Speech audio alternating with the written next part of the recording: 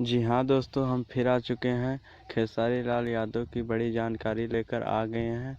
जी हाँ दोस्तों, आप सबको बता देना चाहता हूँ जो कि एक नज़र उनके नए गाने मामला चोरी जो कि पहुँच गया है 2 मिलियन पार। जी हाँ, एक जानकारी दे देना चाहता हूँ खेसारी लाल का, और जो कि आदि शक्ति फिल्म्स के एक मीडिया के मुताबिक बताया जा रहा है कि वो 1 मार्च से पहले आ जाएगा।